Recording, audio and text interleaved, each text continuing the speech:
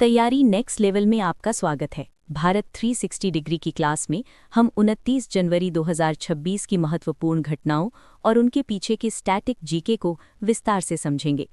उसके बाद घटना चक्र करंट अफेयर्स 2025 का डेज 02 करेंगे। तो चलिए शुरू करते हैं। अंतर्राष्ट्रीय नियुक्तियां। सबसे पहले बात करते हैं इंटरनेशनल अपॉइंटमेंट्स की। एशियाई ओलंपिक परिषद OCA को नए अध्यक्ष मिल गए हैं। कतर ओलंपिक कमेटी के अध्यक्ष शेख जुआन बिन हमद अल थानी को नया अध्यक्ष चुना गया है। यहाँ ध्यान देने वाली बात यह है कि भारत के रणधीर सिंह ने स्वास्थ्य कारणों से इस्तीफा दे दिया है। उनका कार्यकाल 2028 तक था। एग्जाम के लिए ये महत्वपूर्ण है कि रणधीर सिंह OCA के अध्यक्ष बनने वाले पहले भारतीय और एक पूर्व ओलंपिक शूटर थे। स्टैटिक जीके नोट करें। OCA की स्थापना 1982 में हुई थी और इसका मुख्यालय कुवैत सिटी में है। खेल समाचार।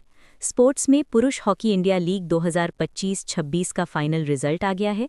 विजेता रही है कलिंगा लैंसर्स। ये इनका दूसरा खिताब है।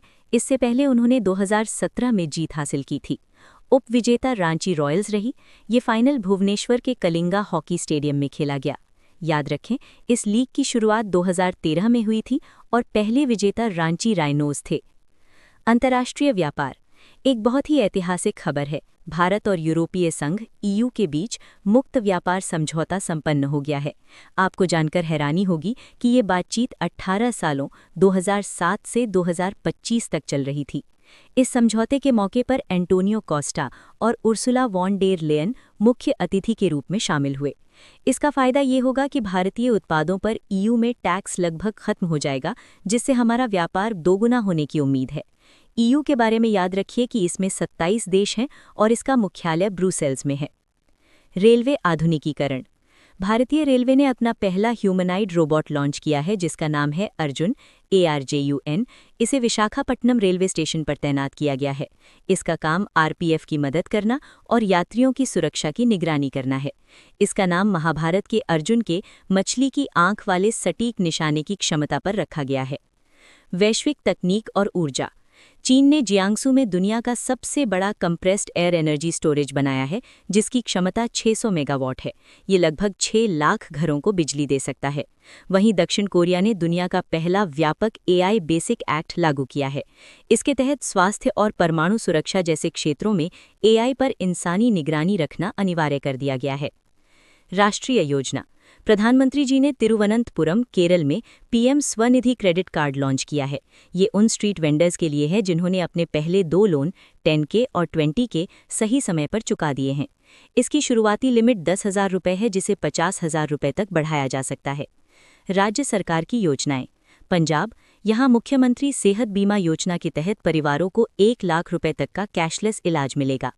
उत्तर प्रदेश, गृहमंत्री अमित शाह ने एक जिला एक व्यंजन ODOC लॉन्च किया है। इसका उद्देश्य स्थानीय व्यंजनों को GI टैग दिलाकर ग्लोबल पहचान दिलाना है। आंतरिक सुरक्षा। नक्सलवाद के खिलाफ झारखंड के सारंडा वन क्षेत्र में ऑपरेशन मेघाबुरु चलाया गया, जिसमें 17 नक्सली ढेर हुए। भारत सरकार का लक्ष्य 2026 तक देश को पूर्णतः नक्सल मुक्त बनाना है। याद रखें, सारंडा वन को 700 पहाड़ियों की भूमि कहा जाता है और ये एशिया का सबसे बड़ा साल का जंगल है। कला और संस्कृति। अरुणाचल प्रदेश में पांगसाओ पास फेस्टिवल मनाया गया, जो भारत म्यांमार सीमा पर स्थित है। वहीं कर्नाटक के गदग जिले में लकुंडी खुदाई के दौरान नवपाषाण काल के अवशेष मिले हैं। इसे यूनेस्को टैग दिलाने की कोशिश की जा रही है। पुरस्कार एवं सम्मान। सुभाष चंद्र बोस आपदा प्रबंधन पुरस्कार 2026 की घोषणा हो चुकी है।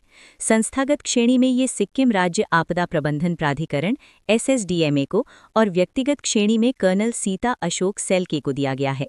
इसके अलावा डॉक्टर चंद्रकांत लहरिया विली रिसर्च हीरोज अवार्ड जीतने वाले पहले भारतीय बने हैं।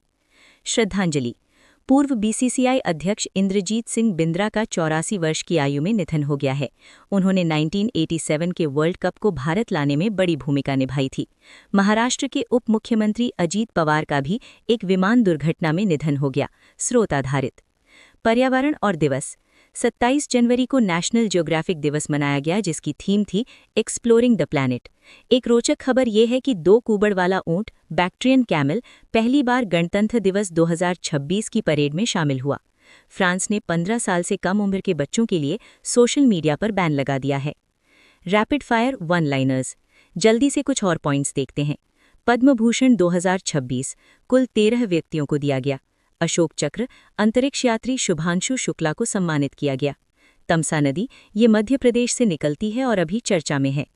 विंग्स इंडिया 2026 हैदराबाद में आयोजित एशिया का सबसे बड़ा एविएशन इवेंट। अब हम लोग घटना चक्र करंट अफेयर्स का रिवीजन करने वाले हैं। तब तक आप लोग चैनल को सब्सक्राइब और लाइक कर लीजिए और अपने दोस्तों के साथ शेयर कीजिए। धन्यवाद। चलिए शुरू करते हैं। आज का हमारा टॉपिक काफी डायनामिक है। हम शुरुआत करेंगे मालवा की महान रानी अहिल्याबाई होलकर की 300वीं जयंती के उपलक्ष्य में आयोजित एक खास सम्मेलन से, और फिर देश की हालिया सुरक्षा घटनाओं और ऑपरेशन सिंदूर पर चर्चा करेंगे। लोकमाता देवी अहिल्याबाई महासम्मेलन। विद्यार्थियों, भोपाल में 31 मई 2025 को लोकमाता देवी अहिल्याबाई महिला सशक्तिकरण महासम्मेलन आयोजित किया गया। ये आयोजन महारानी की 300वीं जयंती के विशेष संदर्भ में किया गया था, जो उनके महिला सशक्तिकरण के विजन को समर्पित है। विशेष स्मारक और पुरस्कार। इस मौके पर सरकार ने एक स्मारक डाक टिकट और 300 रुपये का विशेष सिक्का लॉन्च किया है। साथ ही राष्ट्रीय देवी अहिल्याबाई पुरस्कार डॉक्टर जयमती कश्यप को दिया गया, जो बस्तर की एक मशहूर जनजाति महिला कलाकार हैं। एक स्वर्णिम विरासत 1725 से 1795। अब बात करते हैं अहिल्याबाई होलकर के इतिहास की। उनका जन्म 31 मई 1725 को हुआ था। उनका शासनकाल 1767 से 1795 मालवा का स्वर्णिम युग माना जाता है, जहां उन्होंने अपनी राजधानी महेश्वर को साहित्य और कला का केंद्र बनाया। अहिल्याबाई के सामाजिक सुधार। बच्चों, 18वीं सदी में भी उन्होंने विधवा पुनर्विवाह, स्त्री शिक्षा और महिलाओं को पैतृक संपत्ति में अधिकार दिलाने जैसे साहसिक कदम उठाए थे। उन्होंने एक महिला सेना इकाई का भी गठन किया था, जो उस समय के लिए क्रांतिकारी विचार था। आधुनिक भारत पर प्रभाव। आज भी उनका प्रभाव दिखता है। इंदौर एयरपोर्ट का नाम उनके नाम पर है, और 2024 में पुण्य श्लोक अहिल्या देवी होलकर महिला स्टार्टअप योजना शुरू की गई। इसका उद्देश्य महिला उद्यमियों को आर्थिक मदद देना है, जो 18वीं सदी की दृष्टि और 21वीं सदी के सशक्तिकरण का मेल है। पहलगाम त्रासदी 22 अप्रैल 2025। क्लास को थोड़ा आगे बढ़ाते हुए हमें एक दुखद घटना पर गौर करना होगा। 22 अप्रैल 2025 को पहलगाम की बैसरन घाटी में एक आतंकी हमला हुआ। दोपहर 2:45 हुए इस हमले ने पूरे देश को झकझोर दिया था। हताहतों का विवरण। इस कायरतापूर्ण हमले में कुल 26 लोगों की जान गई, जिनमें 25 भारतीय पर्यटक और एक नेपाली नागरिक शामिल थे। ये हमला अनंतनाग से मात्र 7 किलोमीटर दूर हुआ था। गुनहगारों की पहचान। इस हमले की जिम्मेदारी द रेजिस्टेंस फ्रंट ने ली, जो लश्कर तैयबा का ही एक मुखौटा है। सुरक्षा एजेंसियों ने अली भाई और आसिफ फौजी जैसे पाकिस्तानी आतंकियों को मुख्य संदिग्धों के रूप में पहचाना। भारत की कूटनीतिक घेराबंदी। इस हमले के जवाब में सरकार ने 23 अप्रैल को सीसीएस यानी कैबिनेट कमिटी ऑन सिक्योरिटी की बैठक की। प्रधानमंत्री ने कड़े निर्देश दिए और पाकिस्तान को कूटनीतिक रूप से घेरना शुरू कर दिया। सामरिक कदम। जल संधि और सीमाएं। भारत ने ऐतिहासिक सिंधु जल संधि 1960 को स्थगित कर दिया। साथ ही अटारी वाघा बॉर्डर को तुरंत बंद कर दिया गया और सार्क वीजा छूट योजना को भी निलंबित कर दिया गया। सेना को खुली छूट। प्रधानमंत्री ने तीनों सेना प्रमुखों को स्पष्ट निर्देश दिया कि वे जवाबी कार्यवाही के लिए अपनी पसंद का समय और स्थान चुनने के लिए पूरी तरह स्वतंत्र हैं। ऑपरेशन सिंदूर शुरुआत। 6-7 मई 2025 की रात भारत ने ऑपरेशन सिंदूर शुरू किया। ये एक प्रति आक्रमण यानी काउंटर अटैक था, न कि युद्ध का ऐलान। इसका मकसद आतंकवादियों को उनके गढ़ में ही खत्म करना था। हमले के मुख्य लक्ष्य। भारतीय सेना ने पाकिस्तान के मुख्य क्षेत्र यानी बहावलपुर और पीओ के मुरीद के सियालकोट में स्थित 9 प्रमुख आतंकी ठिकानों को निशाना बनाया। आधुनिक युद्ध रणनीति। इस ऑपरेशन में ड्रोन स्वॉर्म, हवाई हमले और इंटीग्रेटेड एयर डिफेंस का इस्तेमाल किया गया। ये आधुनिक टेक्नोलॉजी के जरिए की गई एक सटीक स्ट्राइक थी। मिशन की सफलता। विद्यार्थियों, ये मिशन बेहद सफल रहा। 100 से ज्यादा आतंकी ढेर किए गए। ये भारत की जीरो टॉलरेंस पॉलिसी का एक बड़ा उदाहरण था। बड़े आतंकियों का अंत। मारे गए आतंकियों में लश्कर कमांडर खालिद उर्फ अबू अक्सा, जैश का मोहम्मद हसन खान और IC-814 साजिशकर्ता यूसुफ अजहर शामिल थे। उनकी फाइलें अब हमेशा के लिए बंद कर दी गईं। शत्रु की विफलता। दुश्मन ने ऑपरेशन बुनियान अल मसूस के जरिए प्रतिक्रिया देने की कोशिश की, लेकिन भारतीय सेना ने उसे बीच में ही रोककर इंटरसेप्ट कर विफल कर दिया। सर्वोच्च बलिदान। पर बच्चों, इस सफलता की एक कीमत भी चुकानी पड़ी। हमारे कई वीरों ने राष्ट्र की वेदी पर अपना बलिदान दिया, जिनमें राइफलमैन सिकंदर राउत और शहीद राम बाबू जैसे नाम शामिल हैं। शहीद दीपक चिंगराम, सुरेंद्र कुमार मोंगा, मोहम्मद इम्तियाज और अन्य जवानों की बहादुरी को देश हमेशा याद रखेगा। 14 मई को बीएसएफ जवान पूर्णम कुमार शॉ की रिहाई भी एक राहत की खबर रही। युद्ध विराम और नया भारत। 10 मई 2025 को डीजीएमओ स्तर पर युद्ध विराम की सहमति बनी, लेकिन ये भारत की शर्तों पर हुआ, जिसमें स्पष्ट संदेश था कि परमाणु ब्लैकमेल अब नहीं चलेगा। प्रधानमंत्री का कड़ा सिद्धांत। भारत का रुख साफ है, आतंक को पनाह देने वाले राज्य भी उतने ही अपराधी हैं। जैसा कि कहा गया, खून और पानी एक साथ नहीं बहेगा। एकजुट भारत। यूएन में पक्ष। 17 मई 2025 को एक सर्वदलीय प्रतिनिधिमंडल यूएन भेजा गया। इसमें शशि थरूर, रविशंकर प्रसाद और सुप्रिया सुले जैसे विभिन्न दलों के नेता शामिल थे, ताकि दुनिया को भारत की एकजुटता का संदेश मिले। जन सुरक्षा के 10 वर्ष 2015-2025। बच्चों, सबसे पहले बात करते हैं सामाजिक सुरक्षा की। 9 मई 2025 बहुत बड़ा मील का पत्थर है, क्योंकि इस दिन प्रधानमंत्री जीवन ज्योति बीमा योजना पीएमजेजेवाई, अटल पेंशन योजना एपीवाई और प्रधानमंत्री सुरक्षा बीमा योजना पीएमएसएसवाई ने अपने सफल 10 साल पूरे कर लिए हैं। इन योजनाओं का मुख्य लक्ष्य समाज के निर्धन और असंगठित वर्ग को बीमा और पेंशन की सुरक्षा देना है। आंकड़ों में सुरक्षा और विश्वास।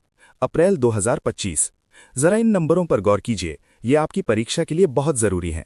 अप्रैल 2025 तक पीएमजेजेवाई के तहत 18,398 करोड़ रुपए के दावों का भुगतान किया जा चुका है।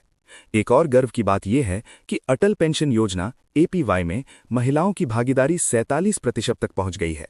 लगभग 17.12 करोड़ लोग सुरक्षा बीमा योजना से जुड़े हुए हैं। एक व्यापक सुरक्षा चक्र। सरकार सिर्फ एक योजना तक सीमित नहीं है। यहां आप देख सकते हैं कि कैसे अलग अलग योजनाएं मिलकर एक सुरक्षा कवच बनाती हैं। इसमें किसानों के लिए पीएम किसान, श्रमिकों के लिए पीएमएसवाईएम, वरिष्ठ नागरिकों के लिए वय वंदना योजना और स्वास्थ्य के लिए राष्ट्रीय स्वास्थ्य मिशन को एक साथ जोड़कर देखा जाता है। बीमा योजनाएं पीएमजेजेवाई वर्सेस पीएमएसएसवाई। यहां बहुत से विद्यार्थी कंफ्यूज होते हैं, तो इसे ध्यान से समझें। पीएमजेजेवाई ये जीवन बीमा है, जो किसी भी कारण से मृत्यु होने पर मिलता है।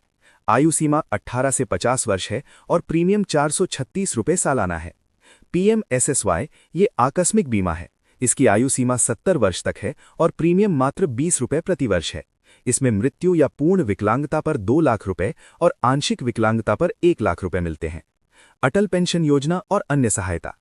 एपीवाई असंगठित क्षेत्र के उन श्रमिकों के लिए है जो टैक्स नहीं भरते।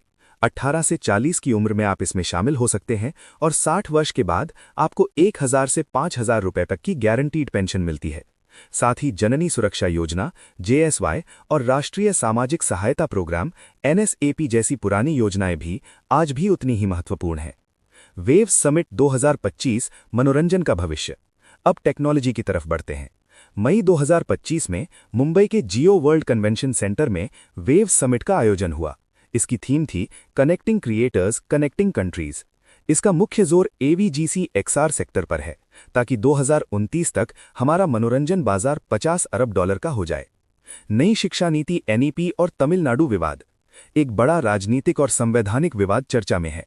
केंद्र सरकार ने तमिलनाडु का करीब 2,152 करोड़ रुपए का फंड रोक दिया, क्योंकि तमिलनाडु ने एनईपी 2020 को स्वीकार नहीं किया।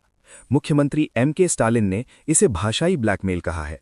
हालांकि सुप्रीम कोर्ट ने 12 मई 2025 को स्पष्ट किया कि किसी भी राज्य को एनईपी लागू करने के लिए मजबूर नहीं किया जा सकता। एनईपी 2020 और त्रिभाषा सूत्र। एनईपी 2020 को कस्तूरी रंगन समिति की सिफारिश पर लाया गया था।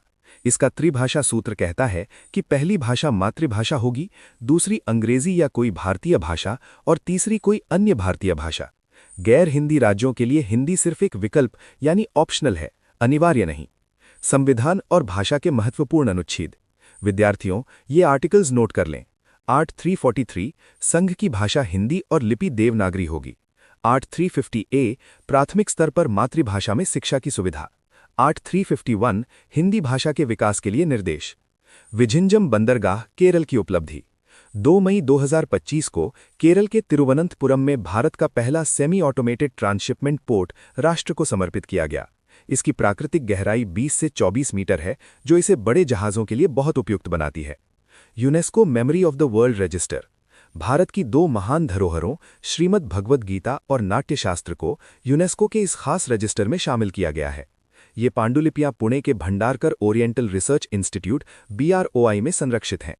नाट्यशास्त्र के रचयिता भरत मुनि हैं, जो प्रदर्शन कलाओं का सबसे प्राचीन ग्रंथ है। महाकुंभ 2025 प्रयागराज। अगला साल आस्था का सबसे बड़ा संगम होगा। महाकुंभ 13 जनवरी से 26 फरवरी 2025 तक कुल 45 दिनों तक चलेगा। इसे ग्रीनेस्ट एंड सेफेस्ट कुंभ बनाने का लक्ष्य है। ज्योतिष विज्ञान की दृष्टि से जब बृहस्पति मेष राशि में और सूर्य चंद्रमा मकर राशि में होते हैं, तब प्रयागराज में ये योग बनता है। स्नान पर्व की टाइमलाइन। कुंभ के प्रमुख स्नान पर्व याद रखें। 14 जनवरी को मकर संक्रांति, पहला शाही स्नान, 29 जनवरी को मौनी अमावस्या, दूसरा शाही स्नान और 26 फरवरी को महाशिवरात्रि के साथ समापन होगा। विश्व रिकॉर्ड और प्रशासन। प्रशासनिक रूप से ये कुंभ नेक्स्ट लेवल होने वाला है।